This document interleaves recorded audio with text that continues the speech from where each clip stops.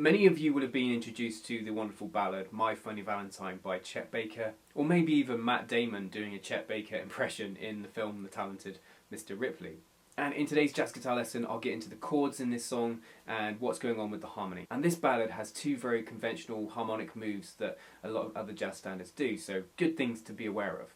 Everything you see on the screen is available as a PDF, just check the link in the description, including the chord shapes as well.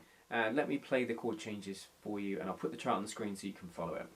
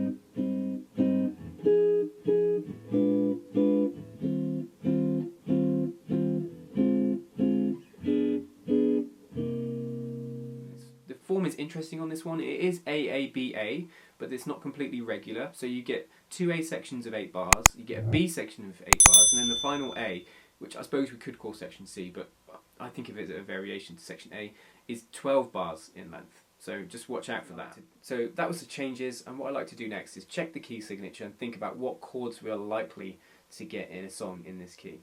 Now we're in the key of C minor. Now typically in the key of C minor we'd expect the following chords: C minor 7, D minor 7 flat 5 chord 2, E flat major 7 chord 3, F minor 7 chord 4. Now G minor 7, or more likely to be G dominant 7, as chord 5, A flat major 7 chord 6, and then B flat 7 chord 7 back to C minor.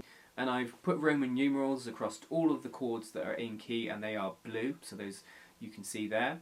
Everything else is red because that's out of key. So we start out on chord 1, C minor. And the next 3 bars are just variations of C minor. So in bar 2 we have C minor major 7, then we have C minor 7 in bar 3 and C minor 6 in bar 4. This is a musical structure, and it's called the minor rundown, because what you end up getting is one note changing with each chord change. So you start out with a C, then you add a B to the C minor chord, then you go to a B flat for the C minor 7, and then you go at the note A for the C minor 6. So it's going C, B, B flat, A, which is why it's called the minor rundown or the minor 4, because you get that note descending in semitones: C, B, B flat, A. Then in bar 5, we move to chord 6, so A flat major 7. Then we get chord 4, F minor 7. And then we get a minor 2, 5, 1, D minor 7 flat 5, G7, which is the dominant of C minor. Taking us into bar 9, where we get a repeat of the first 4 bars. So C minor major 7, C minor 7, C minor 6. A very kind of melancholy chord progression that is, that minor rundown. In bar 13, there we have chord 6, A flat major 7 again, moving to F minor 7, which is chord 4, and then this is the first out of key chord, so this chord comes as quite a surprise. So the F chord in this key, as you can see from the previous bar, is an F minor 7, but here we've got an F minor 7 flat 5. So I suppose what they've done is they've modified that previous chord for the emotional quality that movement gives, but also because of the next chord being a B flat 7, that progression, the F minor 7 flat 5 to the B flat 7, is a minor 2 5. Now, What we need to know here is that B flat 7 is the dominant of E flat. So you'd expect the next chord to be an E flat, typically a minor after that progression, but it actually moves to E flat major. So I've labelled the chart there 2-5 to the relative major.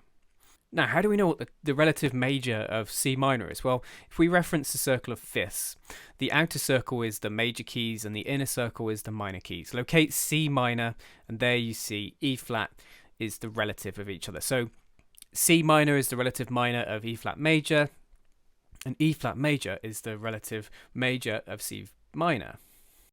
Now, before we look at the B section, the chords you get in the key of E flat major are as follows. Chord 1, E flat major 7, chord 2, F minor 7, chord 3, G minor 7, chord 4, A flat major 7, chord 5 is B flat 7, chord 6 is C minor 7, and chord 7 is D minor 7 flat 5. So it's the same set of chords as in C minor, but we just make E flat chord 1, and the G7 isn't a chord used in the key because G7 is used in C minor as a 5-1 dominant to chord 1 move. And in the A section we had that minor rundown, which is a very common chord progression in Western music.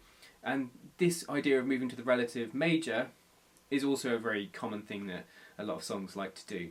Because what it does is, for the next section, for that next B section, it gives us a change in feel. It's more uplifting when you get to this point in this song because we've gone to that relative major. And the first 4 bars of that B section are very simple to hear.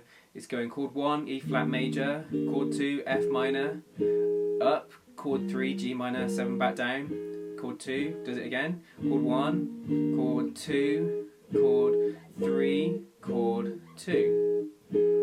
So for the B section we worked our way to E flat major. We also need to work our way back to C minor, and the next 4 bars of the B section are all about that. So let's have a listen to it. So we've got E flat major, G7, C minor, B flat minor, A7, A flat major 7, and then D minor 7 flat 5, G7. So that G7 taking us back to C minor. So for me that whole bit is all about we need to get to G7 by the final bar of this so we can start the next section of the song back off on C minor, because G7 is the dominant of C minor. So these 4 bars, we start out on chord 1, the relative major, E flat major, then G7 shows its face. So that's out of key, because we had G minor 7 in the previous line. So this is, chord 3, and I've called it 3-7 because it's out of key, and it's I've labelled that in red because of that. Now, why have it? Well, G7, as we know in the first section, is the dominant of C minor, so it's a good way of moving to a C minor chord, which we do there, which is pretty cool. And then we get this B flat minor, A flat 7, which is all a way of getting to A flat major 7 chord 4 in the key of E flat major. So what is this? This B flat minor 7, A flat 7. It's a lovely move. It's a lovely move. Let's hear that line in context again. Here it comes. Really lovely. So, well, anywhere you see a minor 7 chord going to a dominant chord, a semitone beneath, is a 2-5 progression, but it's with the tritone substitution. So this is all about getting to A flat. Now, if I changed that progression and took out the A7 and put an E flat 7, it would sound like this. And that's a more typical thing. It may even have been the way they originally wrote the tune, I'm not sure. So what that A7 is a tritone substitution of E flat. E flat is the dominant of A flat, so it's working as a way to fall down into that A flat major 7, sorry. So on the chart I've labelled the B flat minor as a 2 chord but an out of key 2 chord, the A7 as a flat 2-7 chord, which is another way of saying it's a tritone. A flat major 7 is chord 6 in the key of E flat major, and then the D minor 7 flat 5, G7 flat 9 is a 2-5 in the key of C minor. So that's our, right, we're going back to the A section moment. And we've got the final A section, which is 12 bars rather than the previous A section, so it's a bit longer. It's got like a tag on the end, if you like. So we start back with our minor rundown.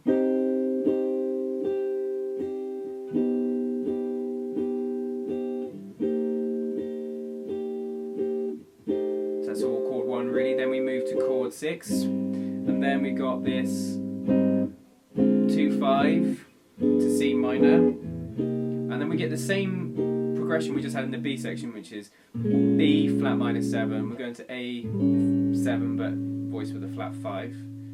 And that is, again, an out of key 2 chord, tritone sub for the dominant for an E flat, to chord 6, A flat major 7. Then we get this move back to the relative major very temporarily, F minor 7, B flat 7 flat 9 to E flat. And I've voiced this as an E flat 6 9. You can play E flat major 7 or just E flat 6. And then minor 2 5 to kill or back off again. So like any good jazz song, it's full of tension and resolution. That last A section starts with that same very melancholic 4 minor run down. And that beautiful melody that goes on top of it moves down to A flat major as normal. Works its way back to C minor. But then we get, for me, that most intense point of the song, this bit. That 4 back to A flat major. And then the sense of resolution we get when we land on this E flat chord now. That's so nice there when you get there. But then quickly, straight away, we're back to that sad minor feel.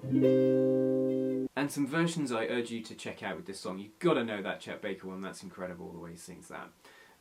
Miles Davis. I really like the Jim Hall and Bill Evans one, and also whenever I'm learning a tune, I always look to see if Ella Fitzgerald's done it, because she's my favourite jazz singer, and her version of this is as wonderful as you'd expect if you've not heard it. If you'd like to learn some of the concepts going on in this song in more detail, then I'll put 2 videos on the screen for you for that. There's my video on travelling to relatives, on how jazz standards weave between relative major and relative minor, like this one does, and also my chord lesson on the minor major 7 chord, ways to finger it, and different places you can play it on the fretboard. Anyway, thank you for tuning in. If this is your first time here, my name's Andy. Jazz guitar lessons every Wednesday.